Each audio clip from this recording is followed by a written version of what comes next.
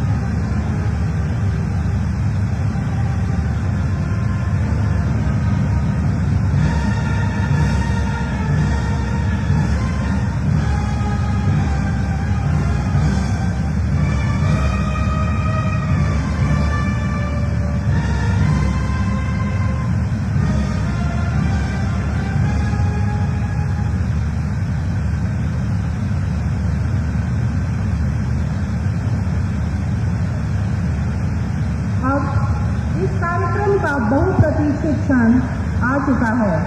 कार्यक्रम के गणमान्य माननीय अतिथिगण मंच पर अपनी गरिमामयी उपस्थिति के साथ मंचासीन हो रहे हैं। सभी की ओर से मंचासीन गणमान्य अतिथिगण तथा समारोह में उपस्थित सभी अतिथिगण का हार्दिक स्वागत व अभिनंदन करती हूँ। तमसो मां ज्योतिर्गमय, अंधकार से प्रकाश की ओर उन्मुख होने की परंपरा के निर्वहन में अब कार्यक्रम के शुभारंभ के लिए हम माननीय राष्ट्रपति महोदय, उत्तर प्रदेश राज्य की माननीय राज्यपाल महोदया, भारत के माननीय मुख्य न्यायमूर्ति तथा मंचासीन माननीय न्यायमूर्तिगण व अन्य सम्मानित अतिथिगण से दीप प्रज्वलन हेतु सादर अनुग्रह करते हैं।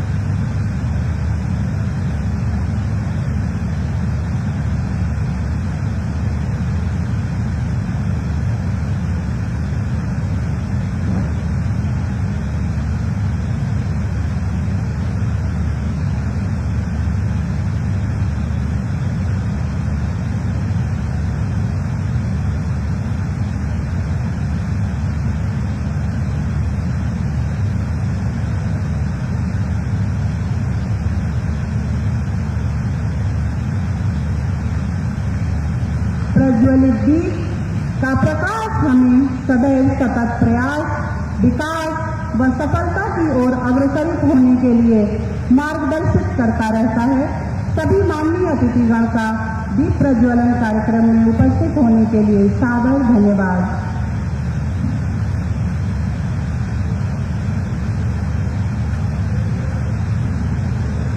Under the aegis of this lamp of enlightenment and commencing the ceremony further, may I now humbly request Honorable Justice Munishwarnath Bhandari, Acting Chief Justice of the Allahabad High Court, to deliver his welcome address.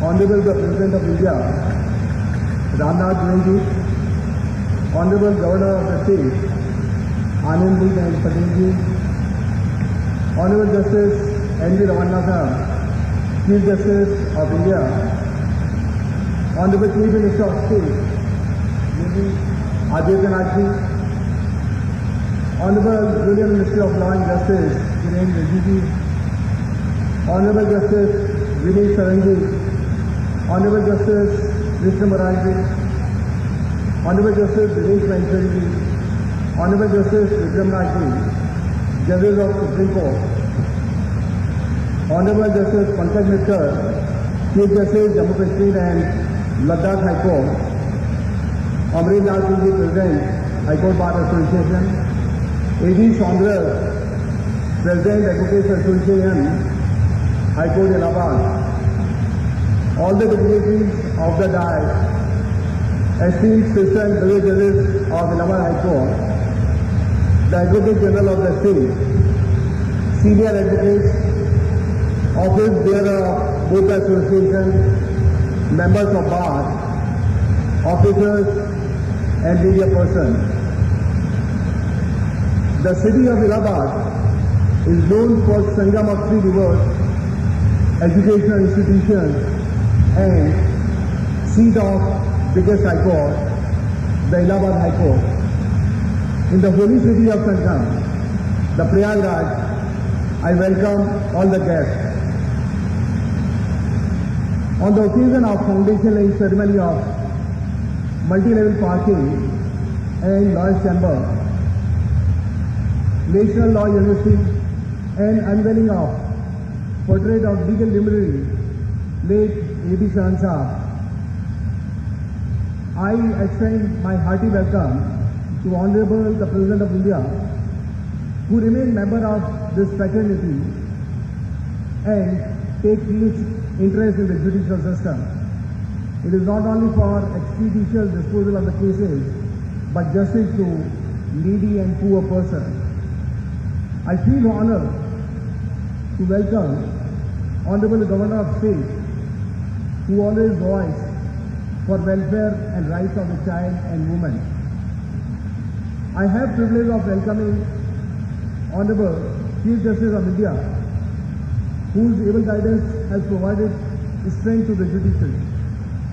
He is tirelessly working for the system which is taking new heights.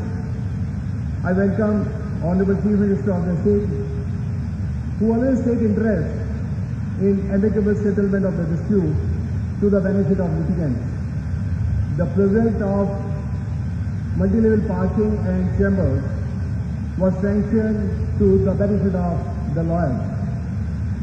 The project of National Law University would set milestone for the benefit of this area.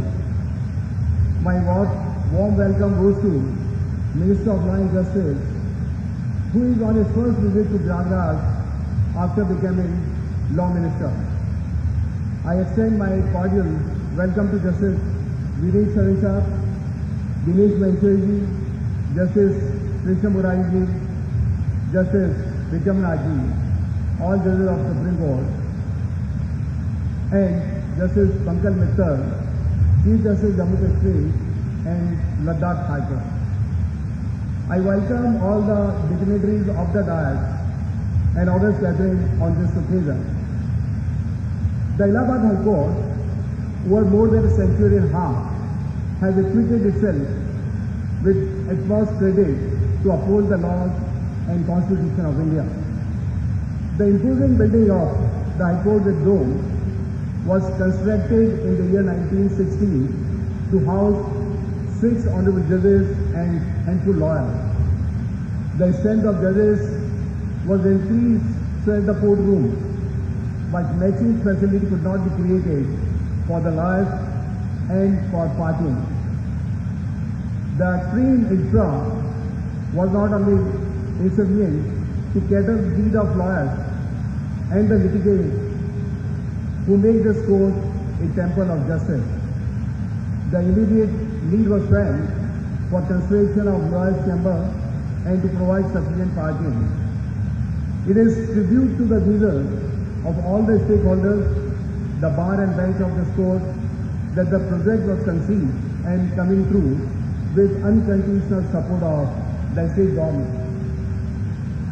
The multi-level parking and Lawyers Chamber has been designed to construct around 2,300 chambers for the lawyers and 3,800 for parking of the vehicles. Advocates library would be in the area of around 20,000 square feet, one of the biggest libraries. The total cost of the project would be nearly 604 crores, and it would be the biggest project of its kind. Due to the time constraint, I am not giving other features of the project. This would be seen by all of us on the visual presentation. There would be a visual presentation of the project also. I hope and trust that project will be completed within scheduled time. The other project for which we are going to lay the foundation is of the National Law University, Prayagraj. To excel the legal studies, the foundation of the National Law University is going to be laid. The Allahabad remains prominent seat of education. The Allahabad University, whose Vice Chancellor is present here, is often known as Oxford of the East. With the addition of National Law University, it would be another feather in the cap. The university would facilitate the students of Prayagraj and Eastern Uttar Pradesh at the seat of biggest high court of the country. On this occasion, we are unveiling the portrait of late Sri A.B. Saran Saab, senior advocate and stalwart of this bar, who after his early studies at Bijnor and Dehradun came to Allahabad to pursue legal studies. After completion of the studies, he practiced initially in the district court and joined the High Court after 5 years. He was designated as a senior judge, senior advocate in the year 1977. He was very popular among the lawyers, being a friend and philosopher. Late A.B. Saran Saab was associated with large number of educational and charitable institutions. He was a strong believer of power of yoga and meditation. He left us on 18 January 2013, leaving behind 3 sons and 7 grandsons. His son, Justice Dilip Sharan, is presently judge of the Supreme Court, and his grandson is carrying the legacy of the family. The Bar Association decided to unveil the portrait of late A.B. Saran Saab. It is to portray his ideology. The path shown by him need to be followed by everyone. His portrait would inspire every advocate to be simple and hardworking. At the end, I, on my behalf and behalf of the colleagues, again welcome all the dignitaries on the dais, of the dais, and of the gathering. I extend my sincere thanks to all the judges of this High Court, the officers of the registry and administration for their tireless efforts to make this event a success. Thank you very much. Jai Hind, Jai Bharat.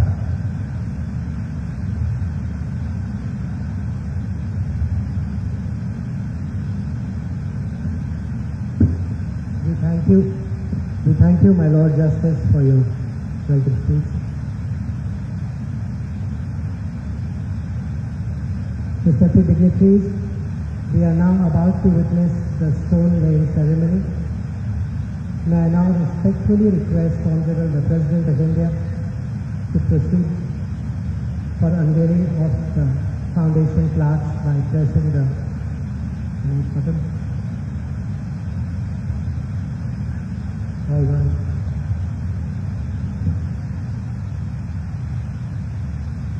A round of applause, please.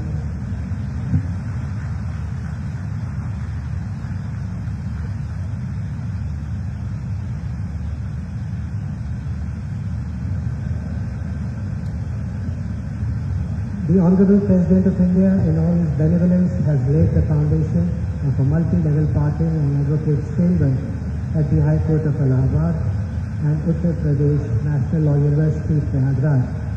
Our heartfelt and sincere gratitude to the Honorable President for this kind gesture. क्रम में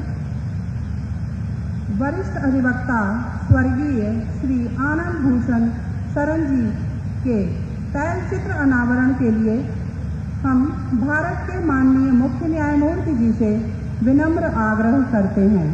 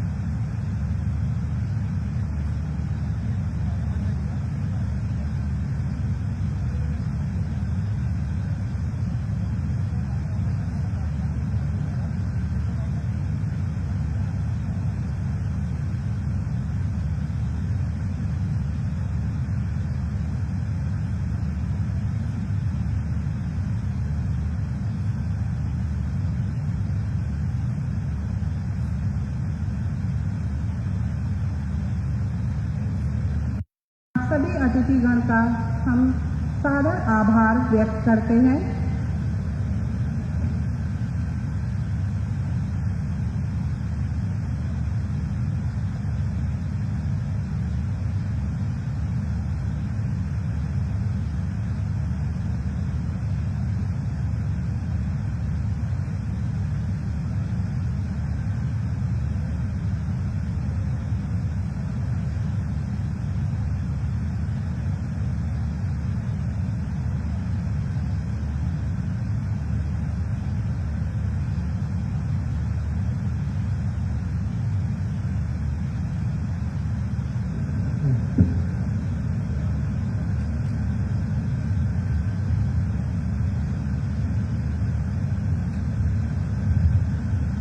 The project management team, in consultation with the Honorable High Court of Allahabad, has compiled a short presentation of the project for which the foundation plaques have just been unveiled by Honorable the President of India. The presentation shall run very shortly. The short presentation. 17 मार्च 1866 को स्थापित इलाहाबाद उच्च न्यायालय भारत के प्राचीनतम न्यायालयों में से एक है। जनसंख्या के मामले में भारत गणराज्य के सबसे बड़े राज्य को न्याय प्रदान करने का दायित्व होने के कारण 160 न्यायाधीशों की स्वीकृत संख्या बल और 20,000 अधिवक्ता गणों की संख्या के साथ ये वर्तमान में एशिया का सबसे बड़ा न्यायालय है। मात्र 204 अधिवक्ता कक्ष और लगभग नगण्य पार्किंग स्थान लंबे समय से न्यायालय के बुनियादी ढांचे की एक बड़ी कमी रही है। इस समस्या को दूर करने एवं अधिवक्ता गणों और वादकारियों सहित आम लोगों को आवश्यक सुविधाएं प्रदान करने के लिए मल्टी लेवल पार्किंग एवं अधिवक्ता कक्षों का निर्माण किया जाना प्रस्तावित किया गया है।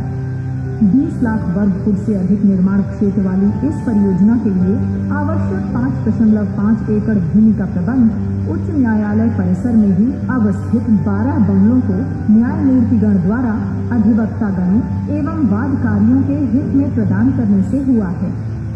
प्रस्तावित नई इमारत अपनी बाह्य संरचना से उच्च न्यायालय की भव्य आभा का आभास देगी, जबकि इसका विन्यास मूल उच्च न्यायालय की उत्कृष्ट पैलेडियम डिजाइन के समरूप होगा। प्रस्तावित परिसर के लिए एक 4 लेन वाले प्रवेश और निकास द्वार की व्यवस्था की गई है तथा एक द्विमंजिला गलियारा प्रस्तावित है, जो मुख्य भवन को परिसर के अन्य भवनों से जोड़ेगा। परियोजना के मुख्य भवन के बेसमेंट और ऊपर के 6 तलों तक लगभग 2300 कारों और 1500 दुपहिया वाहनों के पार्किंग की व्यवस्था होगी और उसके ऊपर के 6 तलों पर अधिवक्ता गणों के लिए लगभग 2300 वातानुकूलित चैम्बर के साथ ही लगभग 900 व्यक्तियों के लिए कैंटीन की व्यवस्था होगी। इसके अलावा शीर्ष तल पर अधिवक्तागण के लिए 20,000 वर्ग फुट क्षेत्र में एक विशाल पुस्तकालय भी होगा। परिसर में ऊपर और नीचे की ओर जाने वाले 4 रैंप प्रदान किए गए हैं, जो व्यस्ततम समय में वाहनों का सुचारू आवागमन सुनिश्चित करेंगे। परिसर के अंदर सुविधाजनक आवागमन के लिए कुल 15 सीढ़ियों, 24 लिफ्ट और 26 स्वचालित सीढ़ियों की भी व्यवस्था की गई है।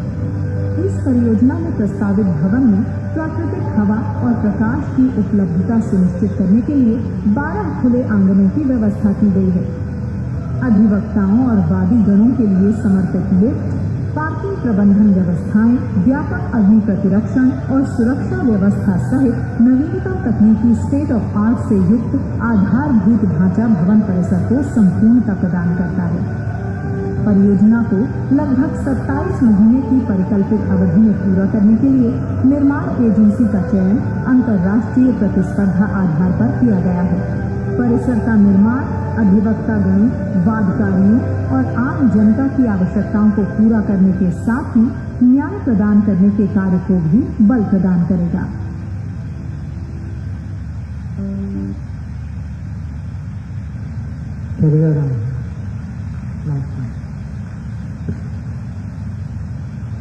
That was a wonderful delve into the essence of the project that has been most graciously blessed by the Honorable President, and we hope that once completed, it shall create a model that can be replicated in other parts of the country.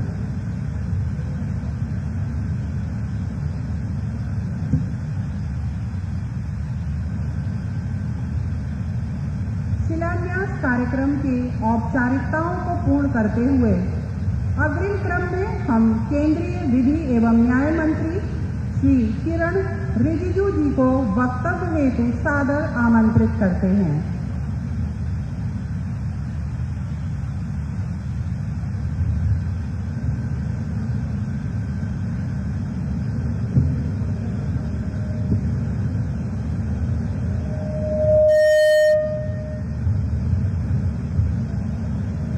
Bharat के महामहिम राष्ट्रपति आदरणीय रामनाथ कोविंद जी, उत्तर प्रदेश के governor आदरणीय आनंदीबेन पटेल जी, भारत के chief justice honourable justice N V. Ramana जी, उत्तर प्रदेश के बहुत ही कर्मठ मुख्यमंत्री आदरणीय योगी आदित्यनाथ जी, ऑनरेबल जस्टिस विनीत सरन जी, जज supreme court of India, honourable justice Dinesh Maheshwari जी, जज supreme court, honourable justice Krishna Murari जी, जज supreme court honourable justice Vikram Nath ji, जज supreme court honourable justice Manishwar नाथ भंडारी जी, acting chief justice Allahabad high court, respected Amarendra नाथ Singh ji, president high court bar association Allahabad, आज के इस भव्य कार्यक्रम में मौजूद उत्तर प्रदेश के आदरणीय मंत्रीगण, सांसद, विधायकगण,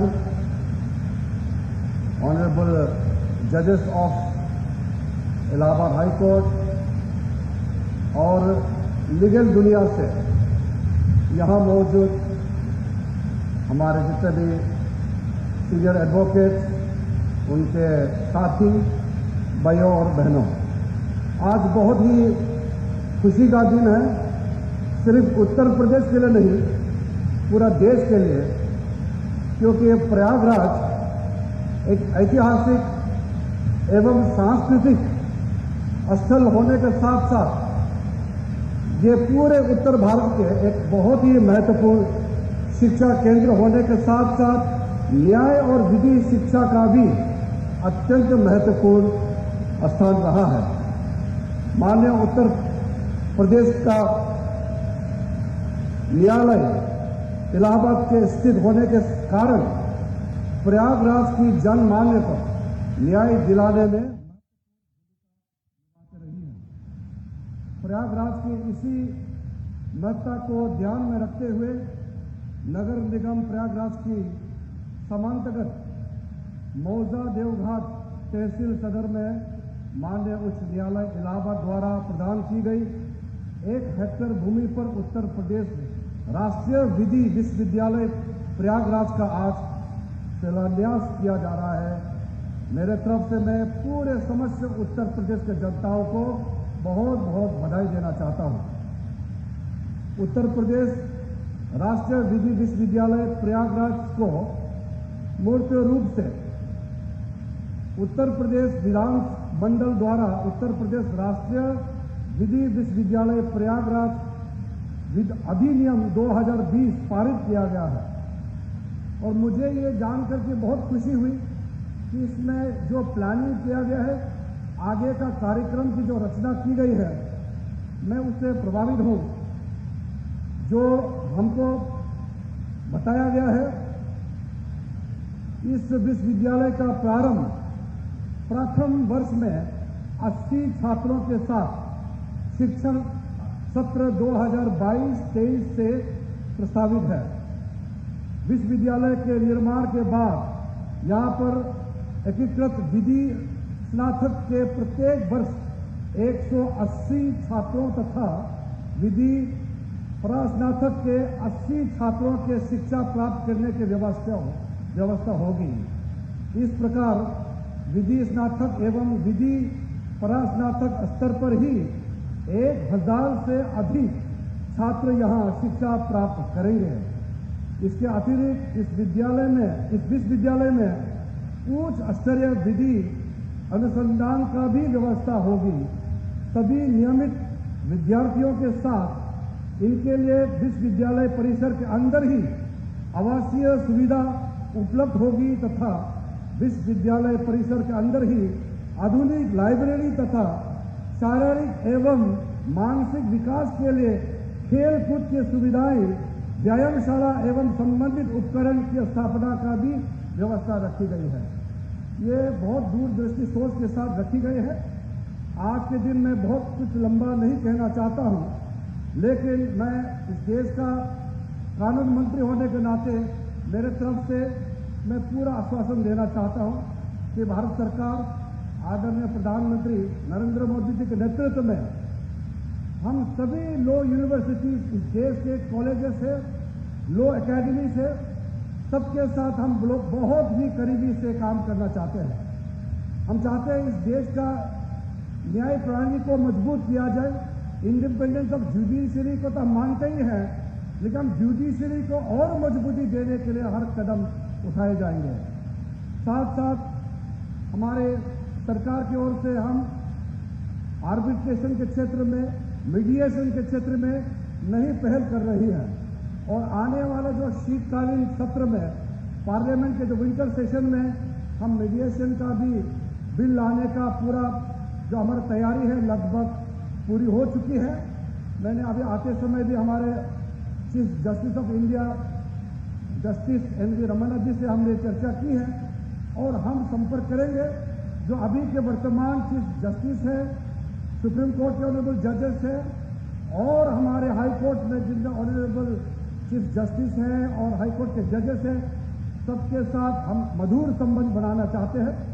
साथ साथ जो रिटायर्ड जजेस हैं उनका भी योगदान हम लेना चाहते हैं। भारत को हम इंटरनेशनल आर्बिट्रेशन का एक डेस्टिनेशन बनाना चाहते हैं।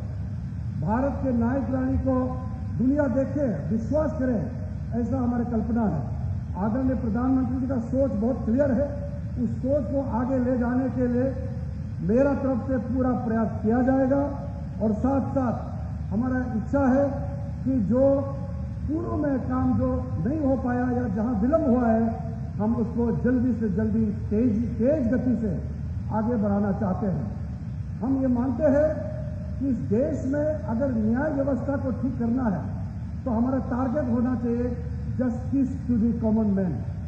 आम जनता को न्याय कैसे और जल्द कैसे दिया जाए, और हम ये भी मानते हैं कि आम जनता और न्याय के बीच में जो दूरी है उसको जितना हो सके कम करना होगा। जब तक आम जनता को न्याय से हम दूर रखेंगे, हमारा देश को हम संपन्न देश हम नहीं मान सकता है। हमारे लिए बहुत महत्वपूर्ण है कि timely delivery of justice, timely न्याय मिले, जितना जल्दी लोगों को न्याय दे सके, ये हमारा प्राथमिकता रहेगा। जुडिशरी के साथ साथ जो भी संबंधित जितना भी संस्थाएं हैं, सबको मैं अपने तरफ से आश्वासन देना चाहता हूं कि भारत सरकार पूर्ण रूप से न्यायपालिका के साथ हम तालमेल करके हम काम करना चाहते हैं और साथ साथ राज्य सरकारों के साथ हम तालमेल रखना चाहते हैं। जुडिशरी इंफ्रास्ट्रक्चर, खास करके लोअर जुडिशरी में जो व्यवस्थाएं को मजबूत करने के लिए जो भी कार्य भारत सरकार से होगा, हम उसको और तेजी लाना चाहते हैं और हम आश्वासन देना चाहते हैं राज्य सरकारों को। आज यहाँ माननीय मुख्यमंत्री योगी आदित्यनाथ जी हमारे बीच में मौजूद है और हम सब जानते हैं उत्तर प्रदेश जैसे बहुत ही बड़ा राज्य का मुख्यमंत्री रहते हुए योगी आदित्यनाथ जी ने पिछले 4.5 सालों में कई क्रांतिकारी कदम उठाए हैं और उसी क्षेत्र में हम भी और बल देना चाहते हैं और मेरा तरफ से पूरा सहायता का हम भरोसा देना चाहते हैं। फिर से आज जो बहुत ही महत्वपूर्ण जो यहाँ उत्तर प्रदेश के इस प्रयागराज में काम हुआ है और हमारे महामहिम राष्ट्रपति जी का मौजूदगी होना और हम सब उनके साथ होना, मैं मानता हूँ मेरे लिए भी ये बहुत खुशी का पल है और मैं गौरवान्वित महसूस कर रहा हूँ। आप सभी को इसी चंद शब्दों के साथ बहुत बहुत धन्यवाद देना चाहता हूँ। जय हिंद।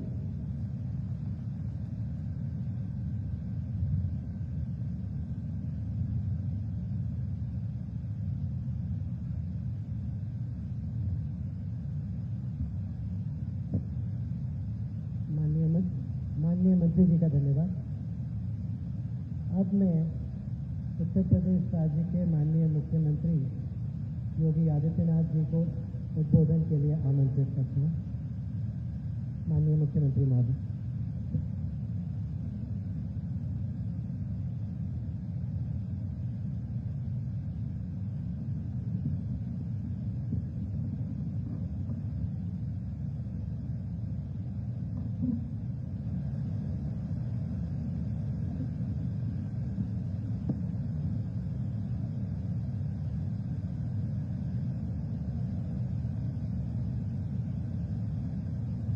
आदरणीय राष्ट्रपति जी, उत्तर प्रदेश की माननीय राज्यपाल श्रीमती आनंदीबेन पटेल जी,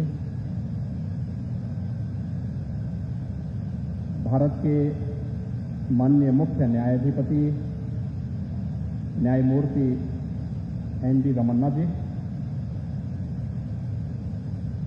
भारत सरकार के कानून एवं न्याय मंत्री माननीय किरेन रिजिजू जी, माननीय सर्वोच्च न्यायालय के न्यायमूर्तिगण माननीय न्यायमूर्ति विनीत शरण जी, माननीय न्यायमूर्ति दिनेश माहेश्वरी जी, माननीय न्यायमूर्ति श्री कृष्ण मुरारी जी, माननीय न्यायमूर्ति श्री विक्रमनाथ जी, उत्तर प्रदेश इलाहाबाद हाई कोर्ट के कार्यवाहक मुख्य न्यायाधीश न्यायमूर्ति मुनीश्वर नाथ भंडारी जी, उत्तर प्रदेश शासन के विधि एवं न्याय मंत्री श्री ब्रजेश पाठक जी, बार एसोसिएशन इलाहाबाद के अध्यक्ष श्री अमरेंद्र नाथ सिंह जी, प्रदेश सरकार के मेरे सभी सहयोगी मंत्रीगण, माननीय सभी न्यायमूर्तिगण और उपस्थित भाइयों बहनों,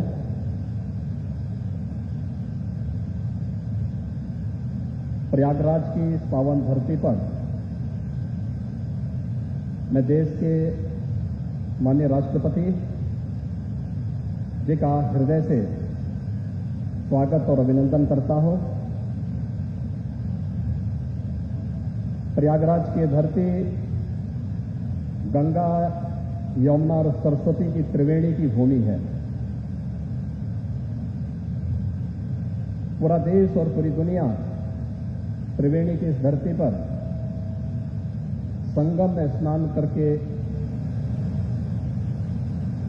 अपने जीवन में सफलता की कामना को लेकर के आती है।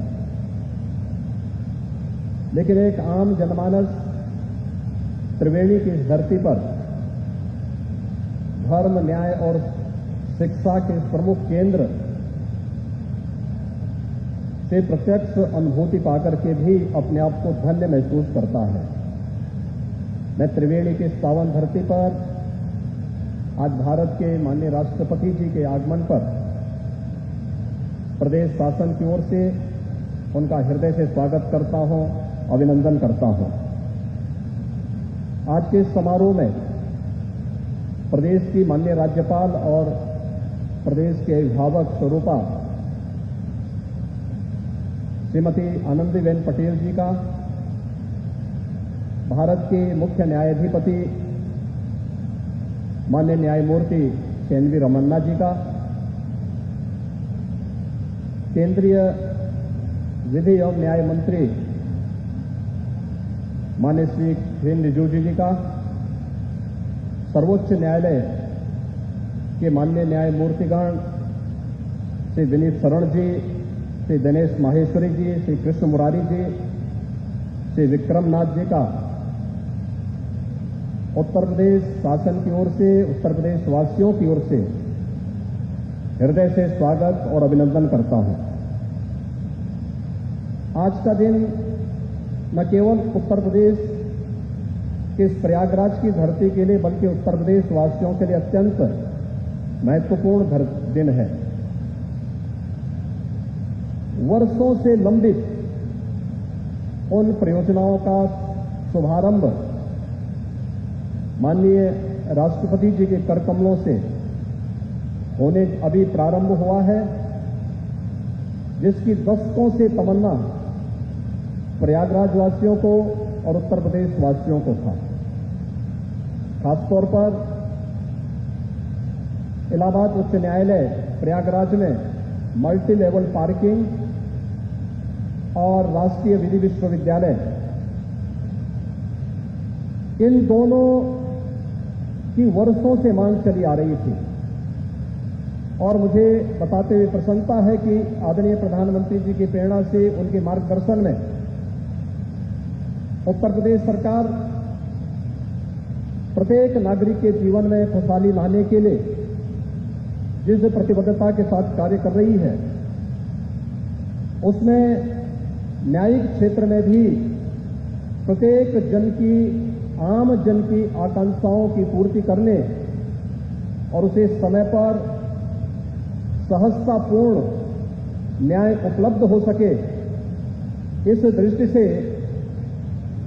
चाहे वह प्रदेश के अंदर न्यायिक क्षेत्र में इंफ्रास्ट्रक्चर डेवलपमेंट के लिए किए जाने वाले कार्य हों, मुझे बताते हुए प्रसन्नता है कि प्रदेश में न्यायालय कक्ष 599 न्यायिक कक्ष वर्तमान में, जिनमें से 311 पूरी तरह तैयार हो चुके हैं, 288 निर्माणाधीन हैं।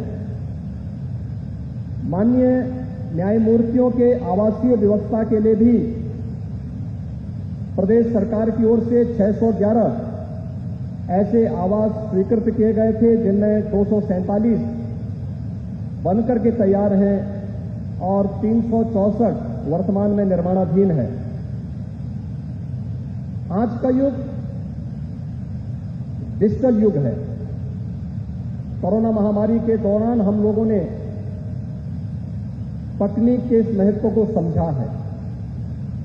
आम जन को दी जाने वाली सुविधा हो या फिर सहजता और सरलता के साथ उन्हें न्याय उपलब्ध कराने के लिए हम तकनीक का उपयोग किस रूप में कर सकते हैं, ये हम सब ने डिजिटल हियरिंग के माध्यम से, ऑनलाइन दी जाने वाली उन सुविधाओं के माध्यम से महसूस किया है। और प्रदेश सरकार ने अधीनस्थ न्यायालयों में डिजिटाइजेशन के लिए लगभग 70 करोड़ रुपए स्वीकृत किए हैं। माननीय उच्च न्यायालय के कंप्यूटर क्रय के लिए 30 करोड़ रुपए, अधीनस्थ न्यायालय में कंप्यूटर क्रय और अनुरक्षण के लिए 20 करोड़ रुपए और न्यायिक अधिकारियों के नवीन लैपटॉप के लिए 18 करोड़ रुपए की राशि इस संबंध में राज्य सरकार ने पहले से स्वीकृत की है। और आज मुझे बताते हुए प्रसन्नता है कि यहां पर जब भी हम लोग प्रयागराज की बात करते थे तो प्रयागराज का हमारा उच्च न्यायालय एशिया का सबसे बड़ा उच्च न्यायालय है। 24 करोड़ उत्तर प्रदेश की जनता न्याय प्राप्त करने की एक उत्सुकता के साथ यहां पर आता है, लेकिन उसे सबसे ज्यादा यहां सामना करना पड़ता था जाम का। प्रयागराज कुंभ के समय प्रयागराज के इंफ्रास्ट्रक्चर के लिए केंद्र और राज्य सरकार ने बेहतरीन पहल की थी और मुझे प्रसन्नता है कि उस समय माननीय न्यायालय के द्वारा हमें भरपूर सहयोग प्राप्त हुआ था। अन्यथा किसी भी बड़े इंफ्रास्ट्रक्चर के कार्य को आगे बढ़ाने के लिए जिन लोगों की विकास में रुचि नहीं होती वे कहीं न कहीं व्यवधान बनने का कार्य करते हैं। हमारे पास 1 वर्ष का समय था कि हम प्रयागराज कुंभ के लिए इस प्रकार का इंफ्रास्ट्रक्चर यहां विकसित करें और उस समय जो बेहतर समन्वय था उस बेहतर समन्वय के माध्यम से प्रयागराज को प्रयागराज के रूप में विकसित करने 24 करोड़ जनमानस को, श्रद्धालु जनों को प्रयागराज कुंभ के अवसर पर इस आयोजन में सहभागी बनाने में हमें सफलता प्राप्त हुई थी। लेकिन साथ साथ उच्च न्यायालय इलाहाबाद की जाम की समस्या का समाधान नहीं हो पा रहा था। आज मुझे प्रसन्नता है कि जो मल्टी लेवल पार्किंग यहां पर बन रहा है ये केवल मल्टी लेवल पार्किंग नहीं है, बल्कि इसमें 4000 वाहनों को पार्किंग की सुविधा के साथ साथ 2500 अधिवक्ताओं के लिए चैम्बर बना करके 10,000 अधिवक्ताओं के लिए भी अत्याधुनिक चैम्बर और उनके लिए अत्याधुनिक लाइब्रेरी की सुविधा उपलब्ध कराने का भी एक माध्यम यह मल्टी लेवल पार्किंग और अधिवक्ताओं के लिए बनाए जाने वाले चैम्बर, जो बार एसोसिएशन की वर्षों की मांग थी, उस मांग को आज यहां पर पूरा करते हुए और राष्ट्रपति जी के करकमलों से माननीय मुख्य न्यायाधिपति की उपस्थिति में और उच्चतम न्यायालय के सभी माननीय न्यायमूर्तियों के गर्मामयी उपस्थिति में इस आयोजन को यहां पर आयोजित करने में मुझे गौरव की अनुभूति हो रही है। इसके साथ ही प्रयागराज के लिए एक नई, क्योंकि प्रयागराज को हम त्रिवेणी की धरती मानते हैं, प्रयागराज में आप देखते होंगे कि प्रयागराज धर्म की धरती तो है ही, न्याय के लिए 24 करोड़ जनता प्रयागराज पर निर्भर करती ही है, लेकिन साथ साथ शिक्षा का भी उत्तर भारत का एक महत्वपूर्ण केंद्र है। और वर्षों से मांग हो रही थी कि एक राष्ट्रीय विधि विश्वविद्यालय की स्थापना प्रयागराज में हो। और मेरा वहां पे हमेशा इस बात के लिए, जब 2017 में हम लोग आए थे तो मेरे सामने एक ही चैलेंज था। मैंने कहा विधि विश्वविद्यालय बने तो ऐसा बने जो राजनीतिक हस्तक्षेप से दूर न्यायिक अधिकारियों के द्वारा ही इसको संचालित अगर कर दिया जाए तो हमें प्रयागराज की धरती पर इस प्रकार का विश्वविद्यालय बनाने में प्रसन्नता की अनुभूति होगी। और मुझे प्रसन्नता है कि इस विश्वविद्यालय के विजिटर के रूप में भारत के मुख्य न्यायाधिपति स्वयं इसके विजिटर होंगे। इस प्रकार का एक्ट राज्य सरकार ने बना करके आज प्रस्तुत किया है और यह विश्वविद्यालय का शुभारंभ अगले सत्र में हम लोग यहां पर प्रारंभ करेंगे। आज जब यहां पर माननीय राष्ट्रपति जी हैं, माननीय राज्यपाल महोदया हैं, माननीय मुख्य न्यायाधिपति हैं और हम लोगों की हार्दिक इच्छा भी है कि भारत के संविधान सभा के अध्यक्ष और देश के प्रथम राष्ट्रपति डॉक्टर राजेंद्र प्रसाद जी का प्रयागराज से बहुत संबंध था। प्रयागराज के हर कुंभ में यहां पर अगर आज भी किले के अंदर आप जाकर के देखेंगे तो डॉक्टर राजेंद्र प्रसाद जी की स्मृतियां जुड़ी हुई हैं। ये विधि विश्वविद्यालय डॉक्टर राजेंद्र प्रसाद जी की स्मृतियों को समर्पित होना चाहिए। आज के इस अवसर पर मैं एक बार फिर से उत्तर प्रदेश शासन की ओर से इस बात के लिए आश्वासन देता हूं कि न्यायिक क्षेत्र में किसी भी प्रकार के विकास, इंफ्रास्ट्रक्चर डेवलपमेंट के लिए, उनके आधुनिकीकरण के लिए, उनके तकनीकी उन्नयन के लिए राज्य सरकार भरपूर सहयोग करेगा और ये राष्ट्रीय विधि विश्वविद्यालय न्यायिक क्षेत्र में नए छात्रों को, नई पीढ़ी को इस क्षेत्र में न केवल अध्ययन और अध्यापन का एक मंच उपलब्ध कराएगा, बल्कि इस क्षेत्र में शोध के वे अनेक अवसर भी उपलब्ध कराने का एक मंच होगा, जहां से निकले हुए युवा न केवल प्रदेश और देश के अंदर बल्कि अंतर्राष्ट्रीय जगत में भी प्रयागराज का, प्रदेश का और देश का नाम आगे बढ़ाने का कार्य करेंगे। एक बार फिर से मैं माननीय राष्ट्रपति जी का, माननीय राज्यपाल महोदय का, माननीय मुख्य न्यायाधिपति का, सर्वोच्च न्यायालय के सभी माननीय न्यायमूर्तियों का हृदय से स्वागत और अभिनंदन करते हुए आप सभी प्रयागराज वासियों को, प्रयागराज उच्च न्यायालय से जुड़े हुए सभी न्यायमूर्तियों को हृदय से बधाई देता हूं, अपनी शुभकामनाएं देता हूं। धन्यवाद।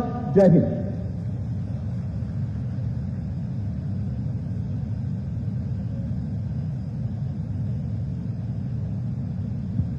माननीय मुख्यमंत्री जी का सादर धन्यवाद उनके उद्बोधन के लिए।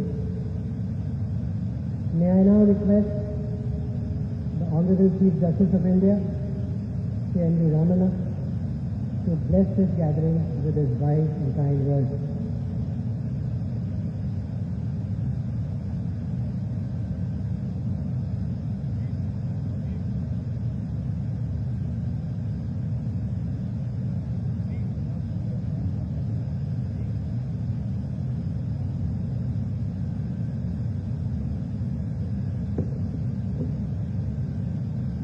महामहिम भारत राष्ट्रपति Shri Ramnath Kovind ji, the Honorable Governor of Uttar Pradesh, Srimati Anandabhai ji, Honorable Chief Minister of Uttar Pradesh, Yogi Adityanath ji, Honorable Minister for Law and Justice, Sri Kiran Rijiju ji, my brothers, Justice Vineet Karan, Justice Dinesh Maheshwari, Justice Krishna Murari, Justice Vikramnath,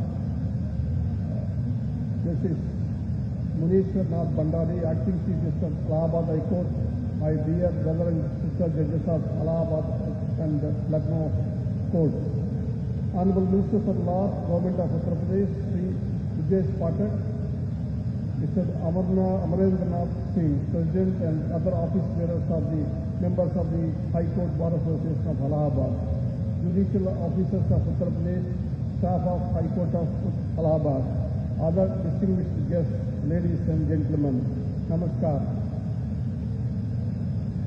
मुझे इस पवित्र नगरी में आकर बहुत खुशी हुई है कि लोग अपने बड़े दिन के लिए जाने जाते हैं। Unfortunately, my learning Hindi is not confined to only a year in the school. Please forgive me not giving a elaborate speech in Hindi. Today I am overwhelmed to be here in the city of Kumbh, a city with rich history in every corner, a city known as the seat of knowledge, wisdom and justice since time immemorial, a city which gave impetus to the freedom movement with the historic Anand Bhavan as its epicenter. A city in which Mahatma Gandhi declared the most peaceful war ever known to mankind against the British rulers. A city which is home to legendary freedom fighters. I am privileged to be in this holy land of Triveni Sangam, the confluence of three holy rivers. The occasion is befitting in the sense that we have assembled here to perform three auspicious deeds: laying foundation for National Law University, the new multi-level parking and advocate chamber complex, and the unveiling of the photograph legendary advocate Sri Anand Bhushan Saran. The Allahabad High Court has a history of more than 150 years the Allahabad Bar and Bench have produced some of the greatest legal humorists in the country. In 1975, it was Justice Jagmohan Lal Sinha from Allahabad High Court who passed the judgment that shook the nation. When he disqualified Srimati Indira Gandhi, it was a judgment of great courage, which could be said to have directly resulted in the declaration of emergency and the consequences which I don't want to elaborate. Dr. Sachidananda Sinha, the first President of the Constituent Assembly, Pandit Motilal Nehru, Sri Tej Bahadur Sapru, Purushottam Tandon were all members of the great Allahabad Bar. In the famous Story Joran case, the appeal was argued by Pandit Madan Mohan Malaviya before this High Court. This bar has left an indelible mark in Indian freedom struggle and the drafting of our Constitution. I expect you to carry forward the extraordinary legacy, tradition and culture of this historic bar. I urge all of you to take a lead in protecting the rights and liberties and freedoms of the citizens. For me, to be a part of this event at the Allahabad High Court is a special moment. At the outset, I would like to give my heartiest congratulations to Justice Munishwarnath Bhandari and Acting Chief Justice of Allahabad High Court and other judges of the High Court and the state government for this momentous achievement. I would also like to congratulate the staff of High Court and the members of the bar and the public. This event touches upon topics that I hold extremely important. The importance of strengthening judicial infrastructure cannot be overstated. Sufficient judicial infrastructure can help improve access to justice by catering to the ever-rising number of cases and litigants and their changing needs.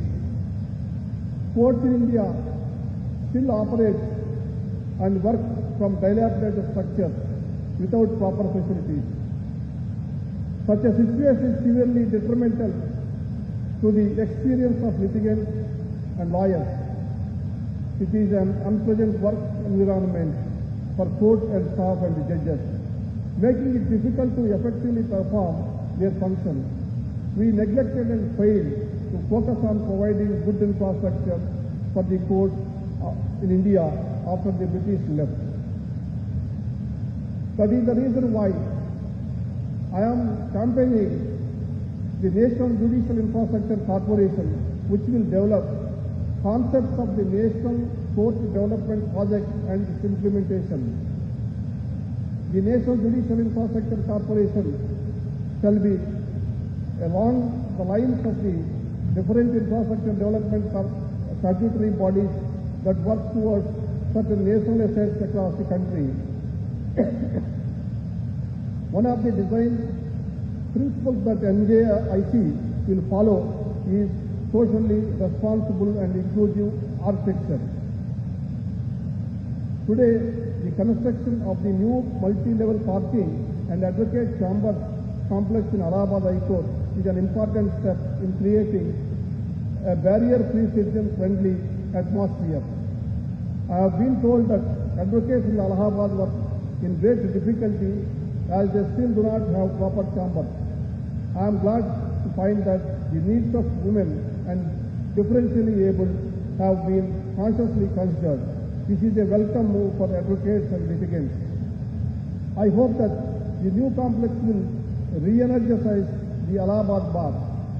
I do not want to point any finger or lay any blame regarding the tendency in the Allahabad High Court relating to the criminal matters, which is very worrying. I request Allahabad Bar and Bench to work together and cooperate to resolve this issue. The laying of foundation stone for the proposed National Law University in Allahabad is a significant step. As the Honorable President laid the foundation stone for the National Law University, I was reminded of the words of Mahatma Gandhi.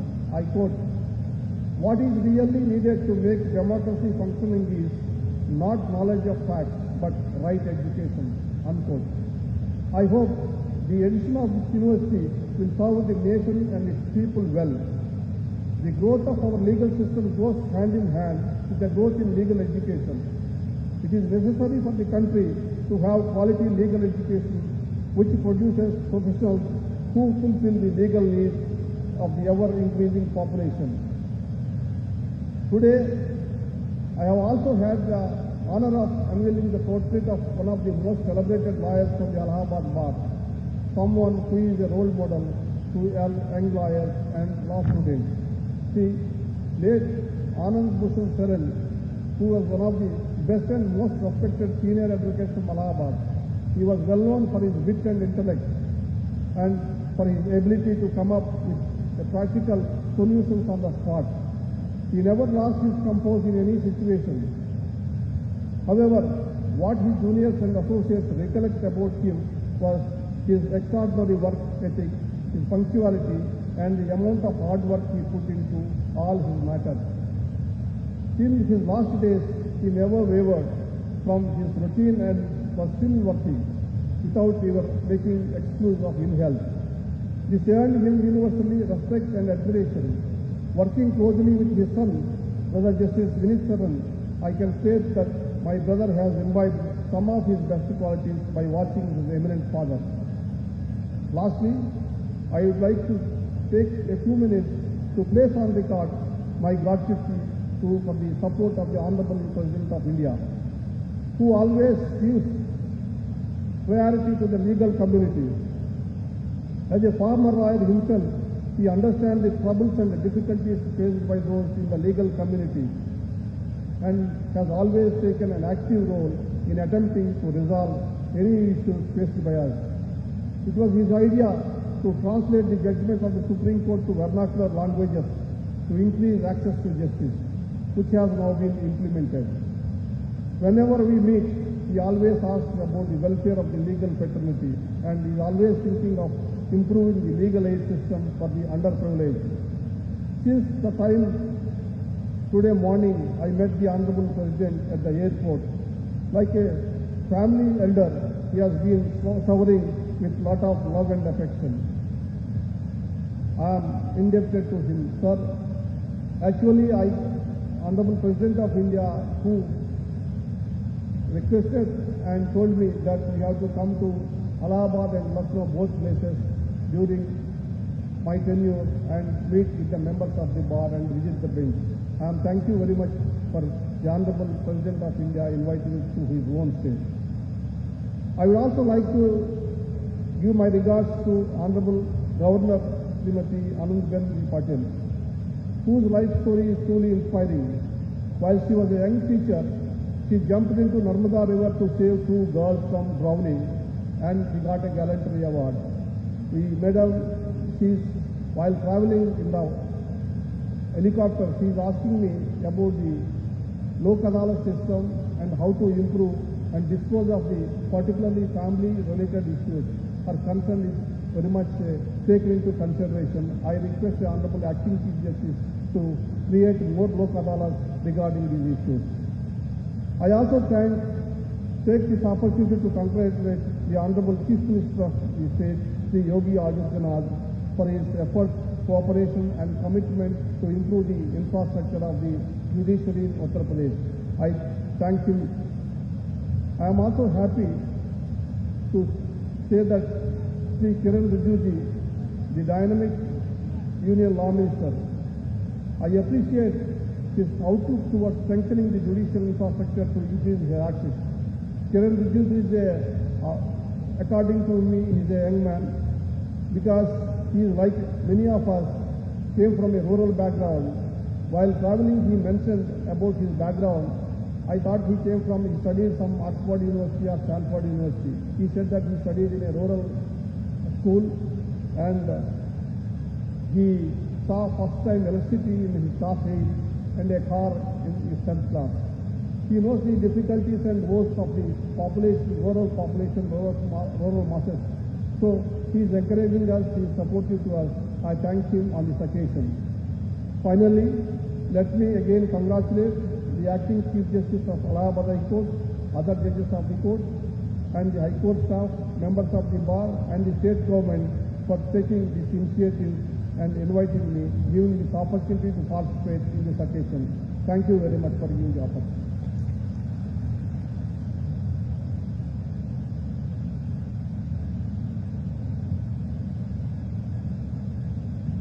माननीय मुख्य न्यायमूर्ति, आपके उद्बोधन व मार्गदर्शन के लिए हम सभी हृदय से आभार व्यक्त करते हैं।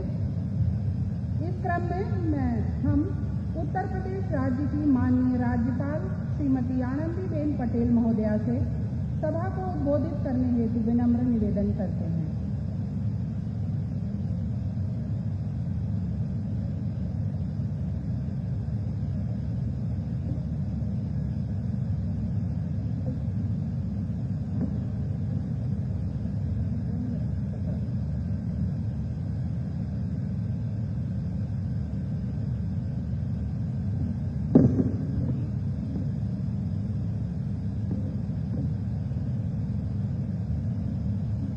देश के माननीय राष्ट्रपति जी रामनाथ कोविंद जी,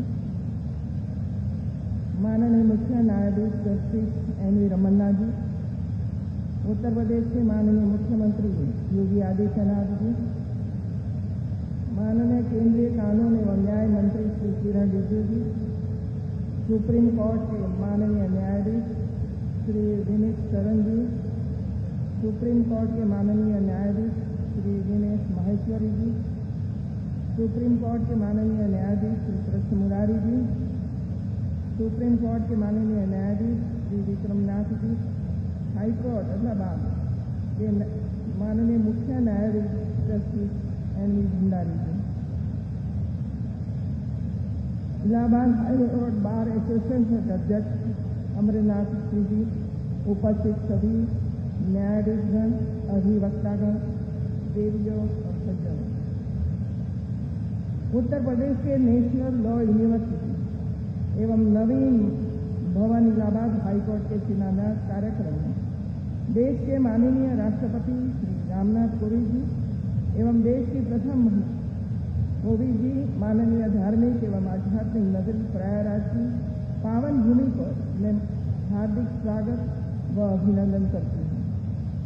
यह हम सभी प्रदेशवासियों के लिए सौभाग्य की बात है कि अभी पिछले 28 अगस्त को माननीय राष्ट्रपति जी ने गोरखपुर में उत्तर प्रदेश के प्रथम आयुष विश्वविद्यालय की आधारशिला रखी थी और आज यहाँ Uttar Pradesh national law university और इलाहाबाद हाईकोर्ट के नवीन भवन का शिलान्यास कर रहे हैं। यह उनका उत्तर प्रदेश के प्रति लगाव ही है जो उन्हें यह बार बार आने की प्रेरणा देता है। यह प्रदेश माननीय राष्ट्रपति महोदय जी की जन्मस्थली भी है, इसलिए इसके विकास के प्रति उनका लगाव स्वाभाविक है। श्री रामनाथ कोविंद जी राजनीति में आने से पहले सर्वोच्च न्यायालय में वकील थे और राजनीति में आने के बाद आपने विधि एवं न्याय संसदीय समिति के सदस्य के रूप में कार्य किया। आप न्यायिक प्रशासन के विद्वान हैं और आपके करकमलों से Uttar Pradesh national law university की स्थापना का शिलान्यास होना गर्व की बात है। मैं देश के माननीय मुख्य न्यायाधीश श्री एन.वी. रमन्ना जी का भी संगम नगरी प्रयागराज में हार्दिक स्वागत एवं अभिनंदन करती हूँ और उनके प्रति आभार व्यक्त करती हूँ कि आपने अपने बहुमूल्य समय में कुछ क्षण यहाँ आने के लिए निकाला। उत्तर प्रदेश के प्रयागराज जनपद को प्राचीन काल से ही ज्ञान नगरी के रूप में जाना जाता है। यह गंगा, यमुना और सरस्वती के पावन तट पर ज्ञान और बुद्धि प्राप्त करने की कामना की जाती है। यह सुखद आश्चर्य है कि इस नगर की सड़कों पर भी किताबें मिलती हैं। शायद ही ऐसी कोई गली होगी जहाँ सड़कें किताबों से भरी न मिले। यह इस ज्ञान नगरी की विशेषता रही है। यहाँ तक कानूनी शिक्षा का संबंध है तो यह सामाजिक न्याय को बढ़ावा देने में महत्वपूर्ण भूमिका निभाता है। हमारे देश में परंपरागत रूप से कानूनी शिक्षा गैर विशिष्ट कॉलेजों के माध्यम से दी जाती है, जो अन्य स्नातकों की तरह कानून की डिग्री प्रदान करते हैं, लेकिन इनके पास छात्रों को प्रशिक्षण देने के लिए समुचित ढांचा और उचित क्षमता नहीं होती। कानूनी शिक्षा की गुणवत्ता बेहतर बनाने के लिए ये आवश्यक है कि इसके लिए अलग विश्वविद्यालय बनाया जाए। इस नेशनल लॉ यूनिवर्सिटी की स्थापना का उद्देश्य यही है कि यहाँ से कानून की बेहतर शिक्षा होकर लेकर निकले छात्र समाज के सभी वर्गों को न्याय प्रदान किया जाना सुनिश्चित कराए। कानून बनना पर्याप्त नहीं है, कानून के सम्यक अनुपालन से ही समाज को समान न्याय का लाभ प्राप्त हो सकता है। यह काम तभी संभव होगा जब कानून की पढ़ाई करने वाले यहाँ दक्ष एवं योग्य विद्यार्थी आए, और इसके लिए आवश्यक है कानून के विद्यार्थियों को बेहतर अध्ययन के साथ उचित प्रशिक्षण की भी सुविधा प्राप्त हो। इस तरह प्रदेश नेशनल लॉ यूनिवर्सिटी में शिक्षण, अनुसंधान और ज्ञान के प्रसार की जो व्यवस्था की जाएगी, वह भावी न्यायिक अधिकारियों तथा अधिवक्ताओं के कौशल को और अधिक विकसित करने में महत्वपूर्ण भूमिका निभाएगी। इससे न्यायिक सेवाओं का जहां विस्तार होगा, तो वहां आम जन को न्याय प्राप्त करने में देरी का सामना भी नहीं करना पड़ेगा। माननीय राष्ट्रपति जी द्वारा आज यहाँ इलाहाबाद हाईकोर्ट के नवीन भवन का शिलान्यास किया गया है। इलाहाबाद हाईकोर्ट के नवीन भवन को आधुनिकतम तकनीक से युक्त, सुगम और सुविधाजनक बनाया जाएगा। मुझे विश्वास है कि 12 मंजिल के इस भवन के बन जाने से न्यायाधीशों, न्यायिक अधिकारियों, अधिवक्ताओं, कर्मचारियों और वादियों को काफी सुविधा प्राप्त होगी। वैसे इलाहाबाद उच्च न्यायालय के इस प्राचीन भवन से न्यायिक प्रशासन का 150 वर्षों का इतिहास जुड़ा हुआ है, लेकिन आज भी बढ़ती आबादी और बदलते न्यायिक स्वरूप को दृष्टिगत रखते हुए बहुत लंबे समय से नए भवन की आवश्यकता महसूस की जा रही थी, जिसका सपना आज पूरा हो रहा है। मैं चाहूंगी कि निर्माण हेतु कार्यदायी संस्था समय से और पूरी गुणवत्ता के साथ इस कार्य को पूर्ण करे, ताकि जल्द से जल्द इस भवन निर्माण की प्रक्रिया पूर्ण हो और सभी को इसका लाभ मिलने लगे। अंत में मैं माननीय राष्ट्रपति जी के प्रति आभार व्यक्त करते हुए अपनी बात को समाप्त करती हूँ। जय हिंद।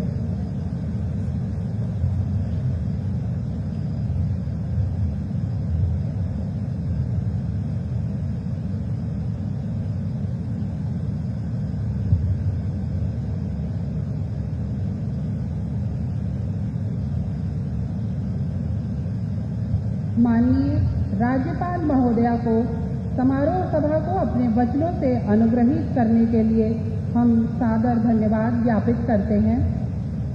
कार्यक्रम के स्वर्णिम क्षण में इस संगम नगरी प्रयागराज में माननीय राष्ट्रपति महोदय का आगमन, और अब माननीय राष्ट्रपति श्री रामनाथ कोविंद जी से उनके अभिभाषण हेतु हम विनम्र आग्रह करते हैं।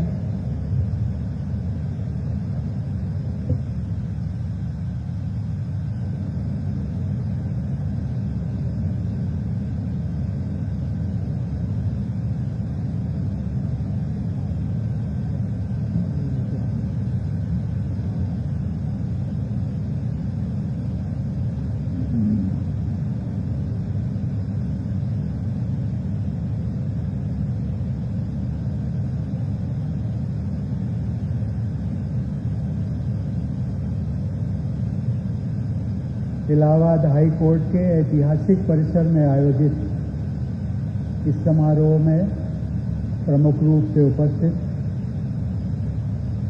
राज्यपाल श्रीमती आनंदीबेन पटेल जी, भारत के मुख्य न्यायाधीश श्री एन.वी. रमणा जी, मुख्यमंत्री श्री योगी आदित्यनाथ जी, केंद्रीय विधि मंत्री श्री किरण रिजिजू जी, उच्चतम न्यायालय के न्यायाधीशगण, justice Vineet Saran ji, justice Dinesh Maheshwari ji, justice Krishna Murari ji, justice Vikramnath ji, Allahabad उच्च न्यायालय के मुख्य न्यायाधीश एवं अन्य न्यायाधीशगण, Allahabad high court bar association के अध्यक्ष श्री अमरेंद्र नाथ सिंह जी, उपस्थित अधिवक्तागण तथा अधिकारीगण, गणमान्य अतिथियों, देवी और सज्जनों, उत्तर प्रदेश राष्ट्रीय विधि विश्वविद्यालय प्रयागराज एवं इस परिसर में विभिन्न सुविधाओं से युक्त एडवोकेट्स का चैम्बर, पार्किंग स्थल आदि का जो निर्माण कार्य होने वाला है उसका शिलान्यास करके मुझे अत्यंत प्रसन्नता का अनुभव हो रहा है। सचमुच में ये दोनों ही कार्य न्याय प्रदान करने संबंधी व्यवस्था के विकास की दिशा में सराहनीय प्रयास है। हम सब लोग जानते हैं कि विधि, शिक्षण और न्याय प्रणाली में व्यापक सुधारों के लिए भारत की न्यायपालिका तथा केंद्र और राज्य सरकारों द्वारा मिलकर निरंतर प्रयास किए जा रहे हैं। इन प्रयासों के लिए केंद्र और राज्यों के स्तर पर विधायिका, कार्यपालिका और न्यायपालिका की ओर से योगदान करने वाले सभी लोग प्रशंसा के पात्र हैं। देवी और सज्जनों, इतिहास की दृष्टि से इलाहाबाद हाई कोर्ट भारत में स्थापित किया गया चौथा हाई कोर्ट है। महत्व की दृष्टि से यह हाई कोर्ट देश की सबसे बड़ी आबादी वाले राज्य में न्याय प्रदान करने की जिम्मेदारी निभाता है।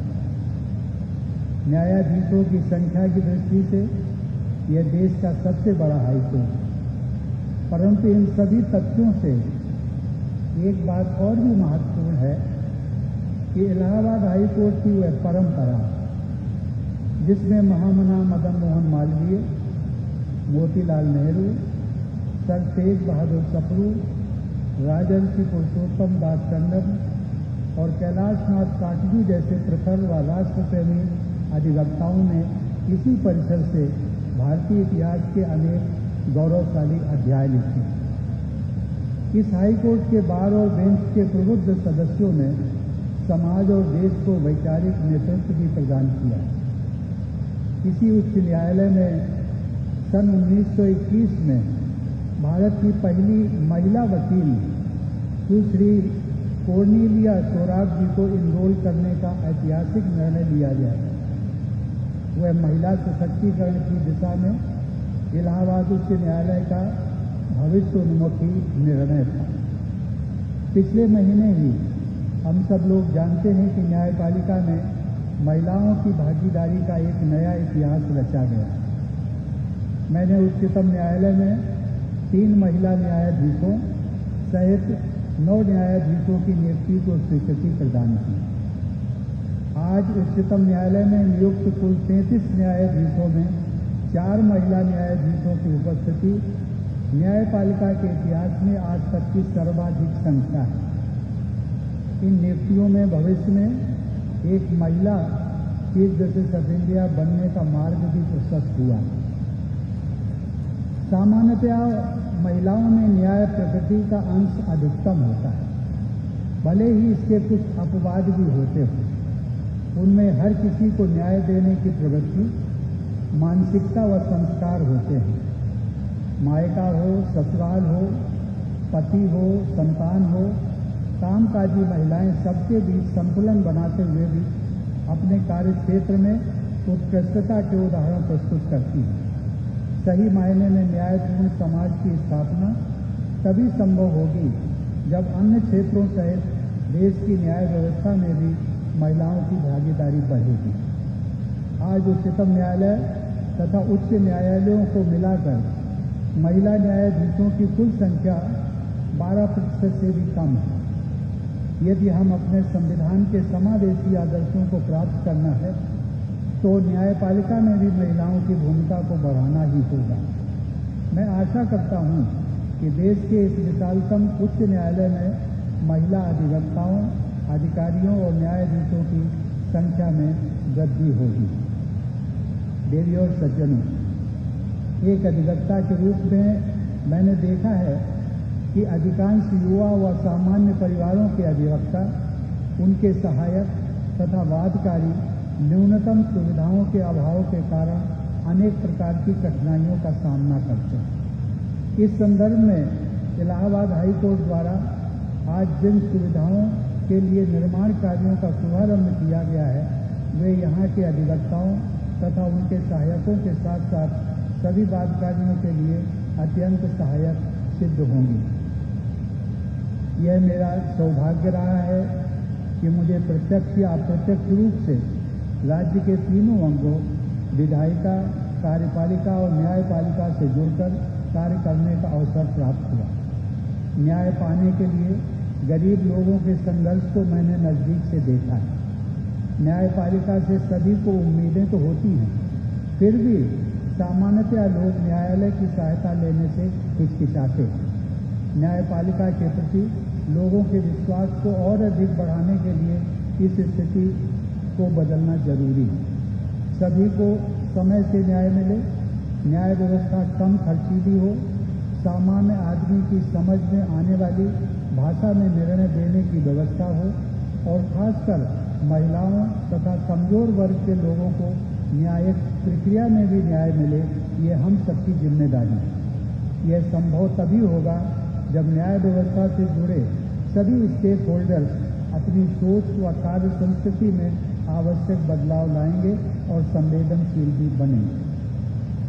देवियों और सज्जनों, विधि के समक्ष समता प्रदान करने वाले संविधान के अनुच्छेद 14 तथा जीवन और व्यक्तिगत स्वतंत्रता को सुनिश्चित करने वाले अनुच्छेद 21 के तहत सभी नागरिकों का यह मूलभूत अधिकार है कि न्याय उनकी पहुंच में हो। एक्सेस टू जस्टिस का यह मूल अधिकार सुनिश्चित कराना सरकार के सभी अंगों, विशेषकर न्यायपालिका की सफलता की कसौटी है।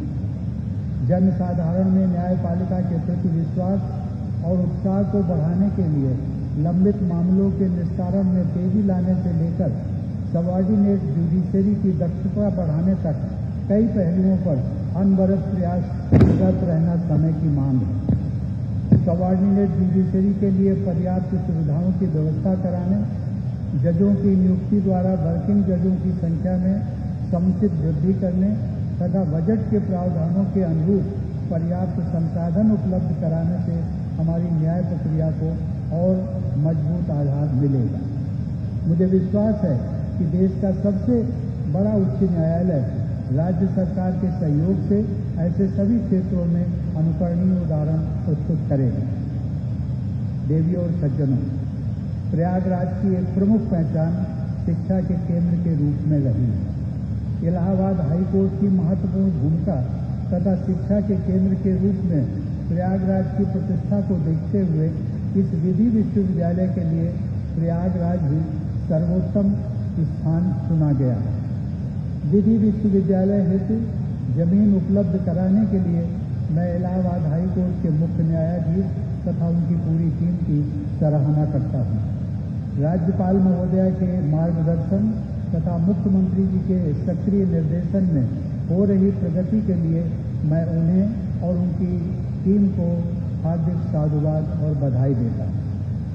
कानून का शासन यानी रूल ऑफ लॉ पर आधारित व्यवस्था को सुदृढ़ बनाने के लिए गुणवत्तापूर्ण लीगल एजुकेशन का महत्वपूर्ण योगदान होता है। नॉलेज इकोनॉमी के इस युग में हमारे देश में नॉलेज सुपर पावर बनने की महत्वाकांक्षा नीति को कार्य रूप दिया जा रहा है। इसी संदर्भ में उत्तर प्रदेश राष्ट्रीय विधि विश्वविद्यालय प्रयागराज के निर्माण तथा विकास को आगे बढ़ाना चाहिए।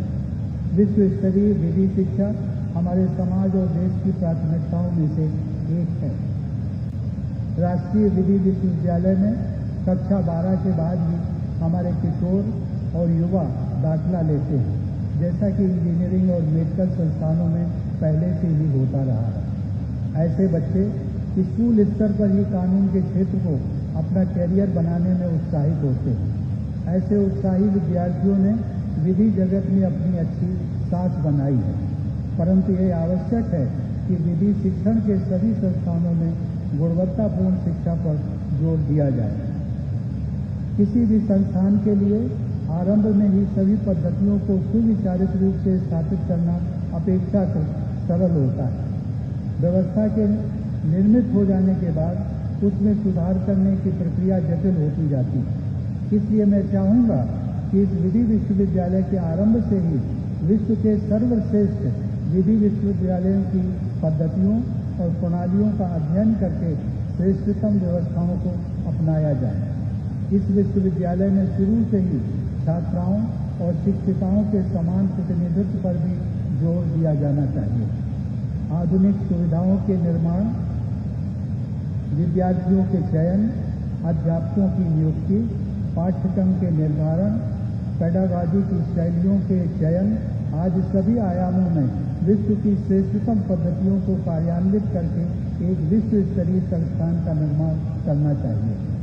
देवियों और सज्जनों, कानून को सामाजिक और आर्थिक प्रगति व बदलाव के माध्यम के रूप में देखा जाना चाहिए। मेरी शुभकामना है कि राष्ट्रीय विधि विश्वविद्यालय प्रयागराज योजनानुसार स्थापित तथा विकसित हो तथा यहाँ के विद्यार्थी न्यायपूर्ण सामाजिक व आर्थिक प्रगति में महत्वपूर्ण भूमिका निभाएं। इन प्रकल्पों का शुभारंभ आज एक ऐसे विशेष दिवस पर हो रहा है जिसके विषय में हर भारतवासी को गर्व होना चाहिए।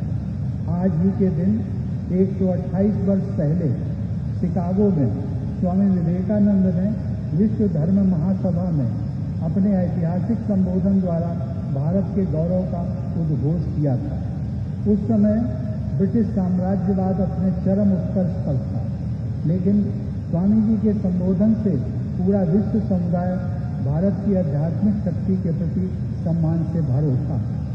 स्वामी जी ने हर प्रकार की धर्मांधता और उत्पीड़न के समापन की आशा व्यक्त करते हुए भारत की न्याय, समानता व करुणा पर आधारित संस्कृति तथा सहिष्णुता का संदेश पूरी मानवता तक पहुंचाया था।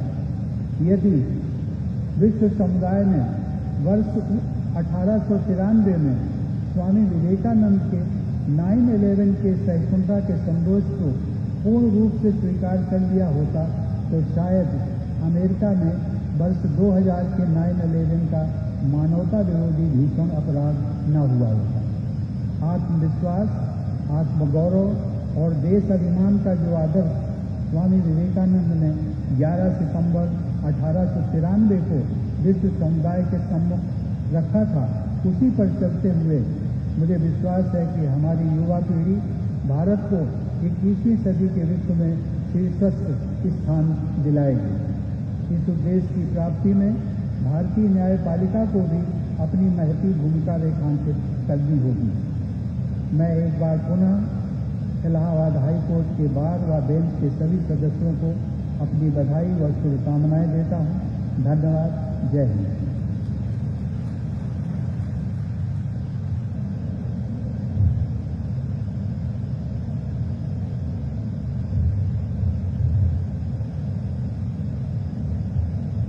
माननीय राष्ट्रपति